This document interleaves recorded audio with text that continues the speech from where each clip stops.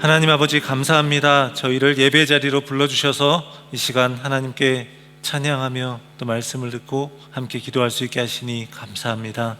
우리의 모든 삶 가운데 우리 하나님을 깊이 만나는 귀한 삶이 되도록 역사하여 주시고, 오늘 함께 예배하러 온 우리 사랑하는 모든 성도님들에게 하나님께서 이 시간 임재하여 주셔서 말씀을 통하여 또 기도하는 가운데 하나님의 역사를 경험하는 귀한 시간 되게 하여 주시옵소서.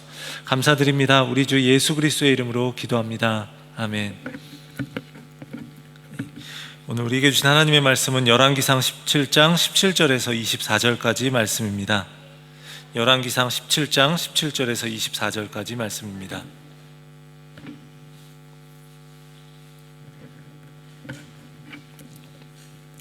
열왕기상 17장 17절에서 24절까지 말씀 교독하겠습니다. 이 일 후에 그 집 주인 되는 여인의 아들이 병들어 증세가 심히 위중하다가 숨이 끊어진지라.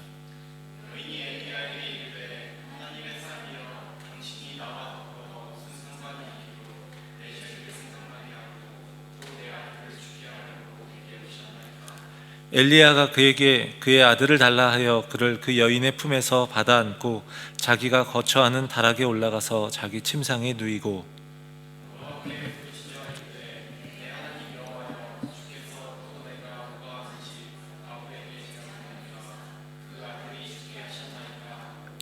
그 아이 위에 몸을 3번 펴서 엎드리고 여호와께 부르짖어 이르되, 내 하나님 여호와여, 원하건대 이 아이의 혼으로 그의 몸에 돌아오게 하옵소서 하니,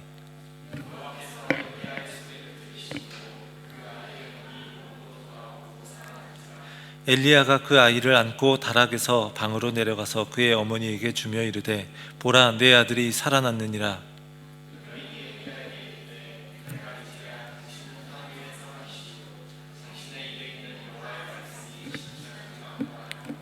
아멘.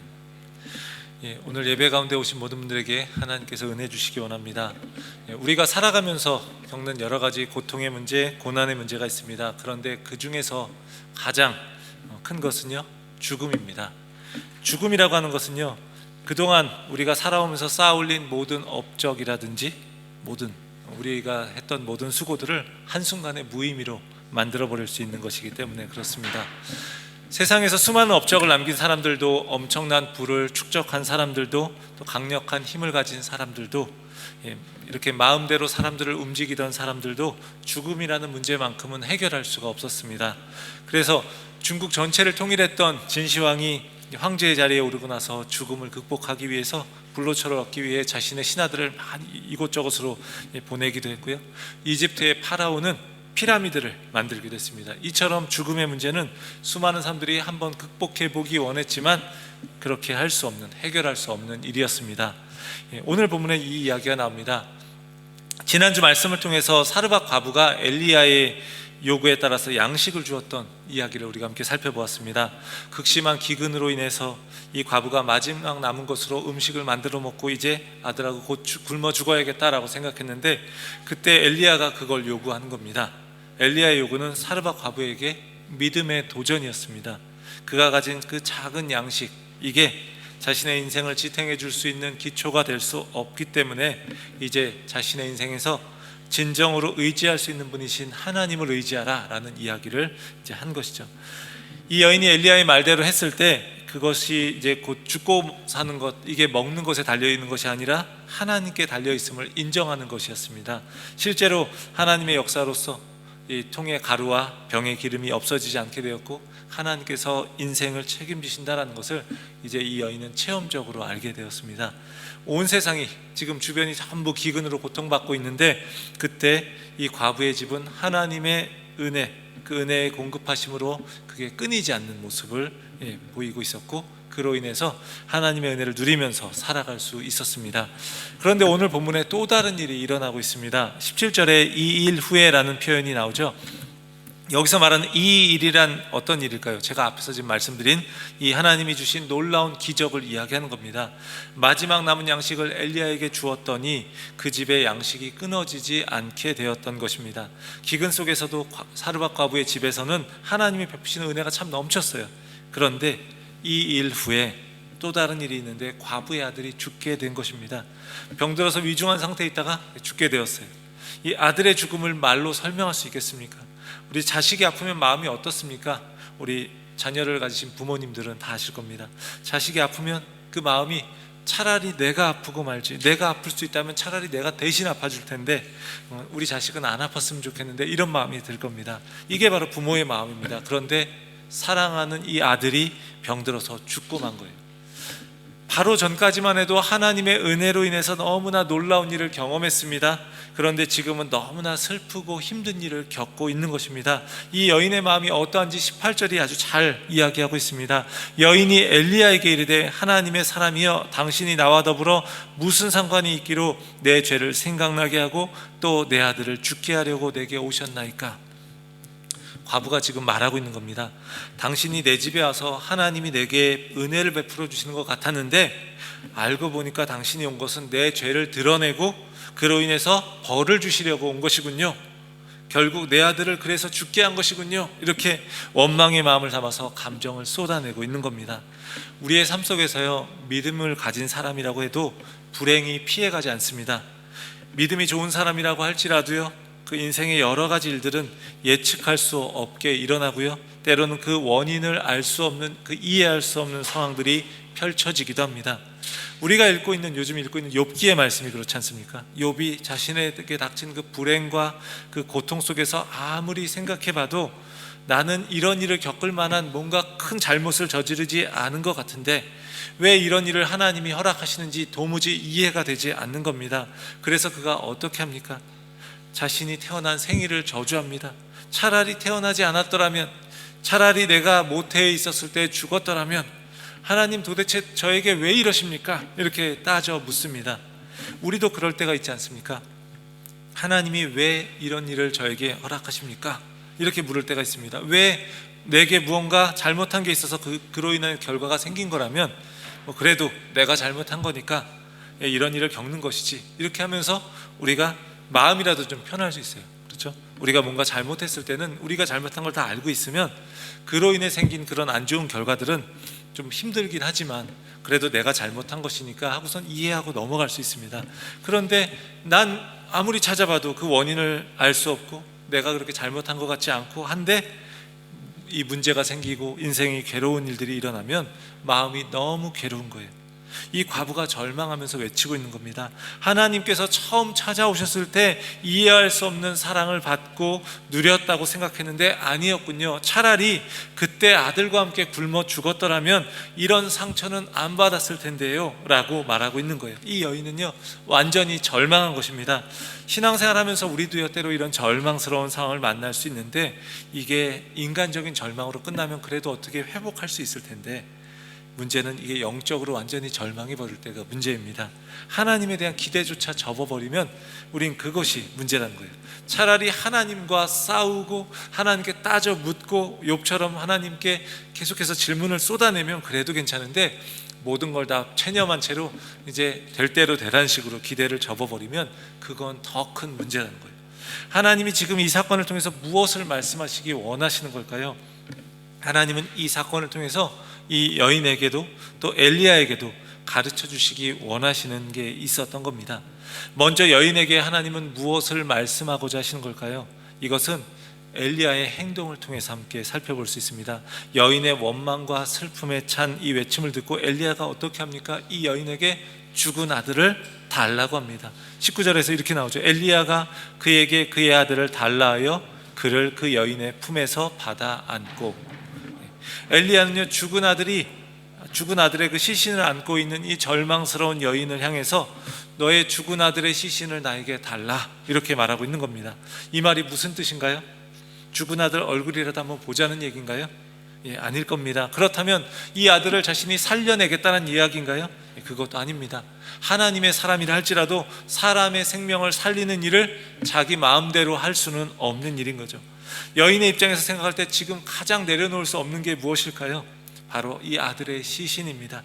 아들의 시신이라는 것은요, 이 여인에게 있어서 영원한 운명과도 같은 겁니다. 아들의 육신은 이미 죽어서 시신이 되었지만 이것을 포기할 수 없는 거예요. 이 어미의 마음이 거기에 담겨 있는 겁니다.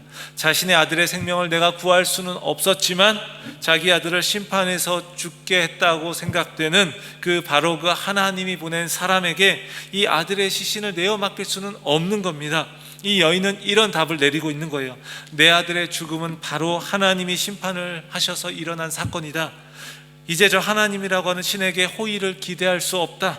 그리고 하나님은 나의 죄 때문에 내 아들을 죽게 하신 것이 할 만큼 나를 미워하신다라고 이 결론을 내리는 거죠. 이 여인이 원망하는 말 속에는 이 여인에게 하나님 더 이상 의지할 대상이 아니고요, 관계를 끊고 피해야 하는 것이에요. 그리고 하나님에 대한 기대를 접어야 하는 것이고요, 관계를 청산해야 하는 겁니다. 아들의 목숨까지 가져간 상황에서 이젠 더 얻을 것도 없고 잃을 것도 없는 거예요. 그런데 이 여인은 의외의 행동을 하고 있습니다. 이 여인은요, 죽은 아들의 시신을 하나님의 사람 엘리야에게 내어놓습니다. 하나님 앞에 내어놓는 것이죠. 이게 무엇을 의미하는 걸까요? 엘리야의 말에 바로 자신이 그렇게 아까 내렸던 그 답을 이제는 더 이상 그것을 고집하지 않고 내려놓고 있는 거예요. 하나님 더 이상 의지할 대상이 아니야. 하나님 날 심판하셨어. 날 미워하시고 우리 아들을 죽게 하셨어. 이 관계를 끊어야 돼. 스스로 결론 내리지 않고 그 답을 하나님 앞에 내려놓고 있는 겁니다. 정상적인 반응이라면 아들의 시신을 내어달라고 할 때 집어치우세요. 하나님은 나랑 더 이상 관계가 없습니다. 얻을 것도 기대할 것도 없습니다. 이제 하나님은 나와 상관없는 분이고 그분은 날 사랑하지 않습니다. 이래야 할 것 같은데 여인의 반응은 시신을 내어주고 있는 겁니다. 이런 의미예요.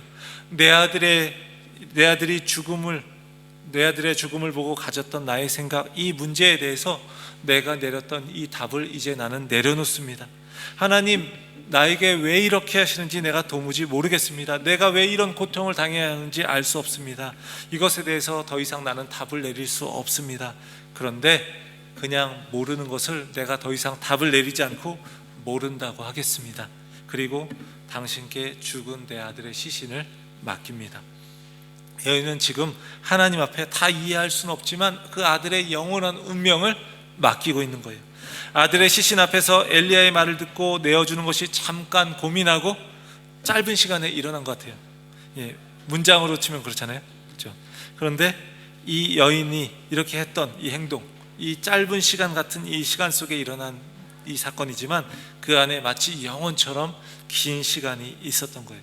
엘리야의 말대로 아들의 영원한 운명을 하나님께 맡길 것인가 하는 문제가 짧은 시간 안에 있는 거예요.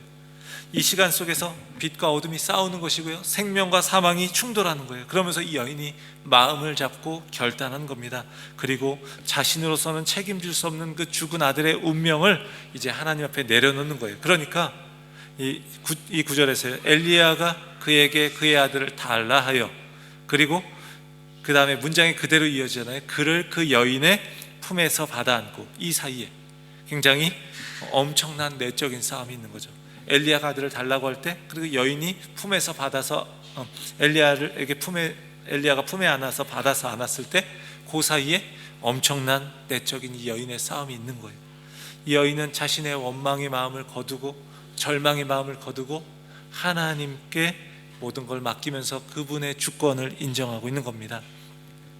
우리 신약 성경에서 히브리서를 보면요, 거기에 이제 믿음장이라고 하는 장이 나옵니다. 히브리서 11장입니다. 히브리서 11장에 가면 이제 믿음의 사람들을 쫙 소개하고 있어요. 11장이 굉장히 긴데 믿음에 대해서 이야기하고 그 믿음의 사람들, 구약에 있는 믿음의 사람들에 대해서 쭉 이야기를 하는 거죠.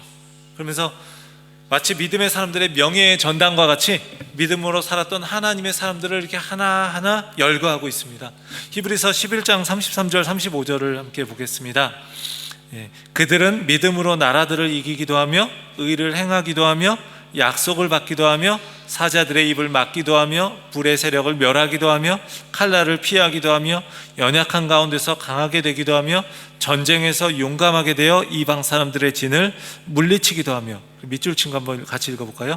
여자들은 자기의 죽은 자들을 부활로 받아들이기도 하며, 또 어떤 이들은 더 좋은 부활을 얻고자 하여 심한 고문을 받되 구차히 풀려나기를 원하지 아니하였으며. 이 믿음장을 이야기하면서 이 이야기를 하는 거예요. 여자들은 자기의 죽은 자를 부활로 받아들이기도 했다. 죽은 자를 부활로 받아들이기도 했다 하는 이 이야기를 우리는요 오늘 본문에서 보고 있는 겁니다. 이 여인이 죽은 아들을 다시 받게 된 것은 이 여인의 믿음에서부터 나온 일이었어요. 이 여인의 믿음이 어떤 믿음이라고요? 자신의 인생에 대해서 자신이 스스로 결론 내리지 않겠다라는 겁니다. 눈앞에 닥치는 알 수 없는 일 가운데에서 내가 쉽게 결론 내리지 않고 하나님의 주권 앞에 맡기겠다라고 하는 거예요. 이것이 바로 믿음을 따라 살고 믿음을 따라 죽는 믿음의 사람들의 모습이라는 거예요.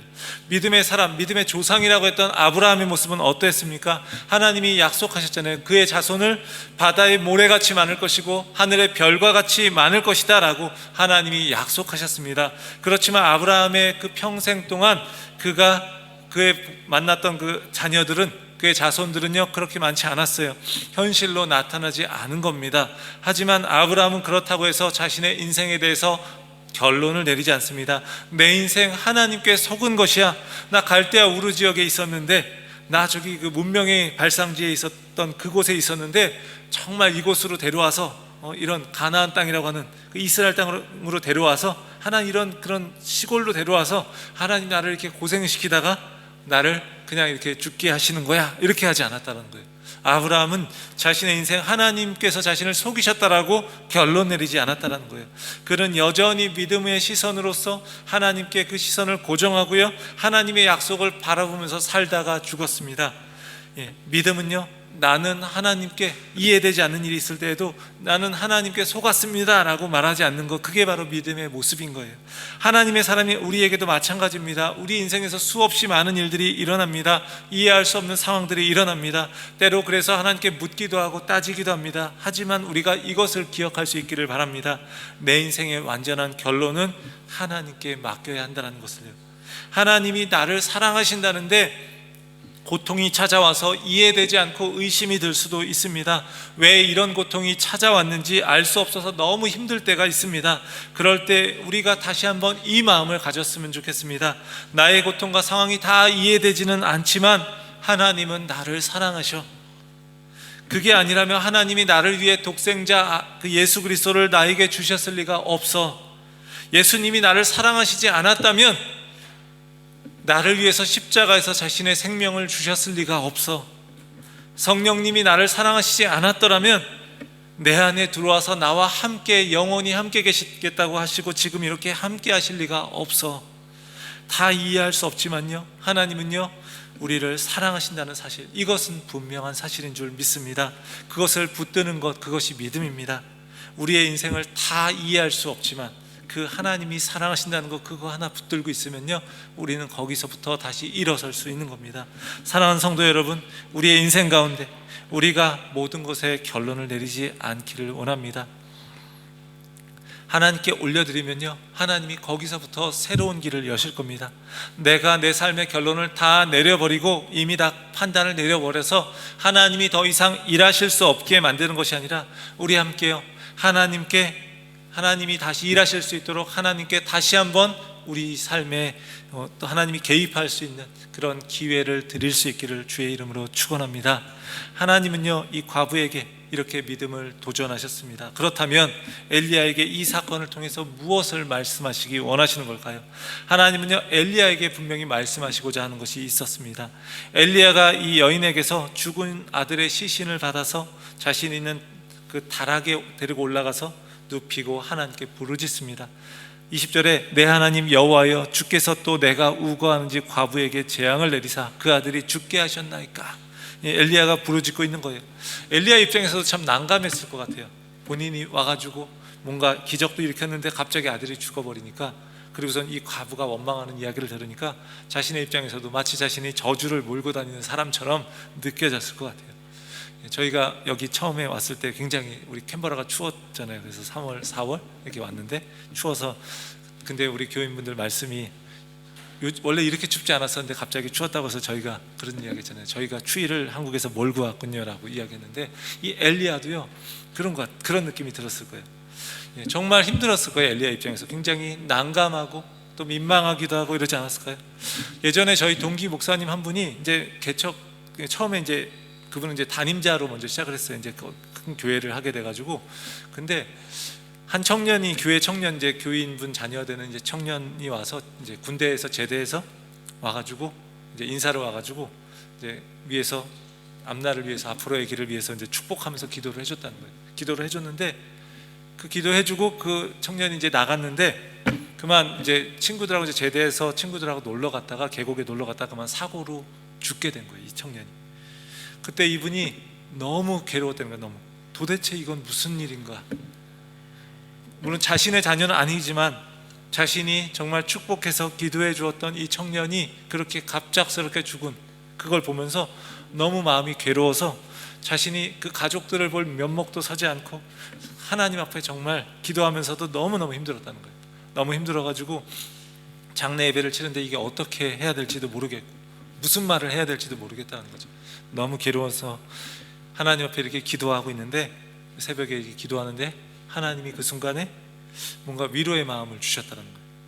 이 청년이 이렇게 죽었는데 이 청년을 지금 천국에서 하나님 품 안에서 편히 있다라는 그런 마음을 강하게 주셨다는 거예요. 그런 마음을 잘 느끼기 쉽지 않은데 강하게 그 마음이 느껴져서 그 순간에 뭐 이해할 수 없고 설명할 수 없는 그 놀라운 위로의 마음이 그 마음 가운데 느껴졌다는 거예요. 그래서 이제 그 장례 예배 가운데서도 그 이야기를 하면서 하나님이 정말 위로해 주시는 것 같다라는 이야기를 하면서 그렇게 하나님이 정말 이 아들을 하나님의 품 안에서 천국에서 함께 안식할 수 있게 해주시는 것 같다. 물론 그 부모님은 평생 살아가면서 가슴에 묻고 살아가고 생각날 때마다 눈물 지을 수 있지만 하나님이 주시는 그 위로가 있었다는 거예요. 근데 엘리야의 마음과 그분의 마음이 좀 되게 비슷한 느낌이 좀 들어요. 이렇게 그 아들이 죽는 걸 보면서 엘리야의 마음도 굉장히 난감하고 민망했을 거예요. 근데 엘리야가 이렇게 부르짖는 건요, 엘리야가 하나님에 대해서 불신해서 이런 말을 하는 것은 아닌 것 같아요. 그것은 이 여인의 고통에 함께하는 것입니다. 이 여인이 고통 중에서 하는 말을 들으면서 이 고통을 함께 느끼며 하나님께 외치고 있는 거예요. 여인의 아픔이 그대로 엘리야의 아픔이 되고 있는 겁니다. 하나님, 제발 이 여인의 고통을 기억해 주십시오. 이 고통의 부르짖음을 들어주십시오.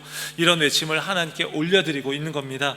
사람이요, 자신이 직접 겪지 않으면 그 고통을 이해하기가 참 어렵습니다. 다른 사람의 아픔에 진정으로 공감할 수 없는 것이 바로 죄인된 우리의 모습 아닙니까? 하나님과도 단절되었고 이웃과도 단절된 모습이 바로 우리 인간의 모습입니다. 우리가 하나님의 형상을 회복한다는 건 무슨 의미일까요? 여러 가지 이야기들을 할 수 있겠지만 그 중 하나를 이야기하면 우리가 다른 사람의 아픔에 공감하는 사람이 되는 것이 아닐까요? 다른 사람의 아픔에 함께 아파할 수 있고 다른 사람의 기쁨에 함께 기뻐할 수 있는 사람이 되는 것, 이것이 하나님의 형상이 회복되어 가는 또 하나의 모습이라고 할 수 있습니다. 엘리야가 쏟아내고 있는 이 말은요, 지금 이 여인의 고통을 고스란히 느끼고 있음을 나타냅니다. 그리고 지금 이 여인의 아픔에 깊이 공감하는 그 하나님의 사람의 모습, 이것을 오늘 본문은 잘 보여주고 있는 거예요. 그 영적인 힘이 거기에 있는 겁니다. 그런데 좀 더 와닿는 부분은요, 그 부르짖음보다 그의 행동이에요. 그가 하나님께 간절히 부르짖고 나서 그 아들의 죽은 시신 위에 몸을 3번 펴서 엎드리고 하나님께 이 아이를 살려달라고 부르짖고 있는 거예요. 지금 왜 이런 행동을 하고 있는 걸까요? 왜 이런 이상한 행동을 하고 있는 것이죠? 왜 죽은 시신 위에 자신의 몸을 포개고 있는 것인가요? 그것도 한 번이 아니라 3번입니다. 3이 완전수 아닙니까? 그래서 그야말로 죽은 이 아이의 시신 위에 엘리야는 자신의 몸을 완전히 겹치고 있는 거예요. 이상한 행동으로 보이지 않나요? 우리가 알고 있는 구약의 율법을 보면요, 죽은 사람의 시체와 접촉하게 되면 그 사람은 부정한 사람이 되는 겁니다. 정결의식을 통과하지 않으면 그 사람은 하나님 앞에 나올 수 없을 정도로 부정한 거예요. 지금 부정한 자는 하나님의 저주 아래에 있기 때문에 반드시 정결함을 얻어야 하는 것이에요. 하나님의 사람이었던 엘리야가 이걸 몰랐을 리가 없습니다. 그러면 그는 의도적으로 이 시체에 접촉함으로써 스스로 부정하게 되어서 저주받을 일을 하고 있는 겁니다. 살짝 스친 게 아니라 그것도 온몸이 완전히 부정해지도록 완전히 그 아이와 겹치고 있는 거예요. 그렇다면 이건 무슨 의미입니까? 엘리야의 간절한 기도입니다. 하나님, 저는 이 죽은 아이와 한 덩어리가 될 것입니다.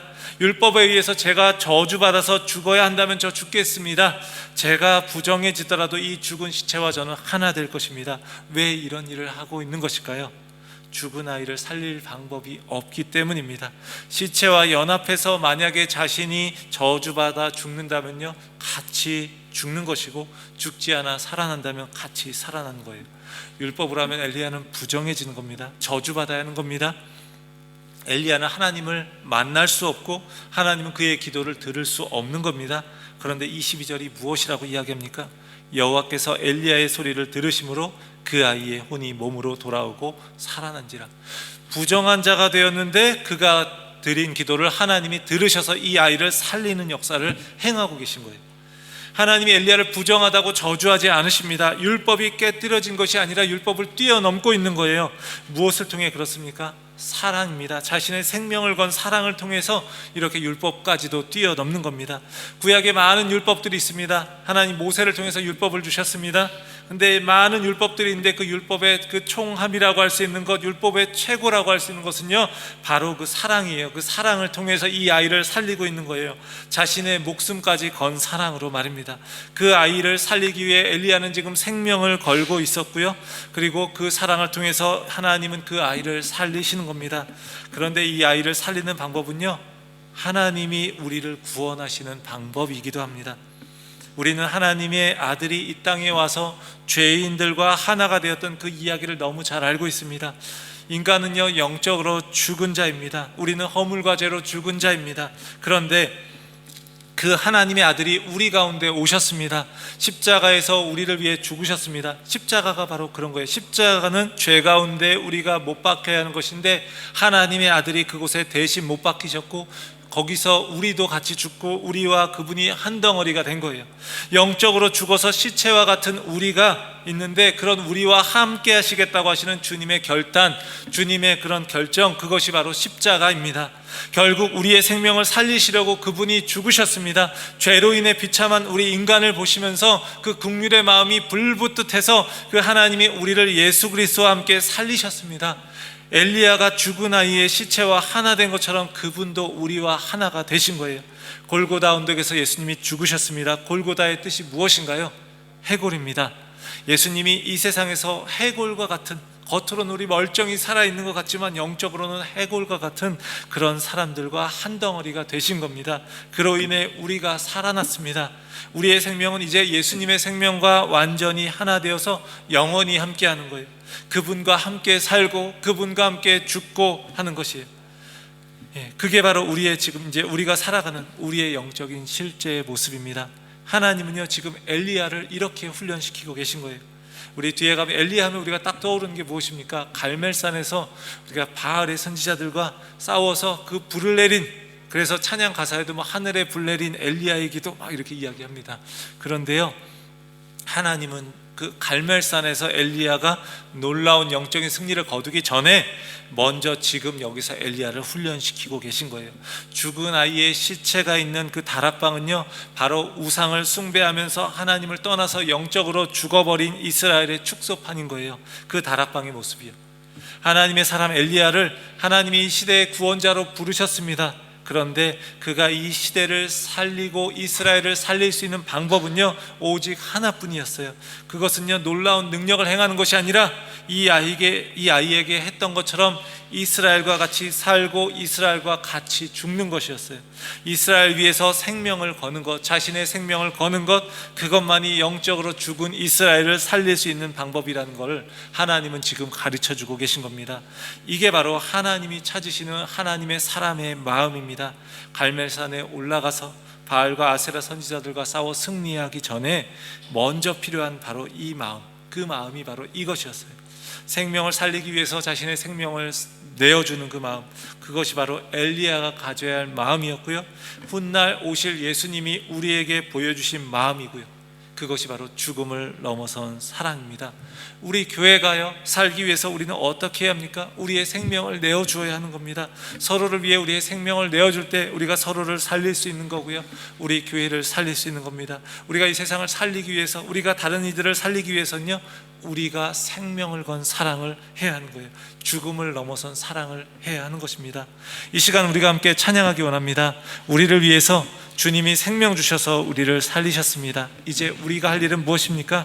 우리가 주님과 함께 살고 주님과 함께 죽고 하는 것입니다.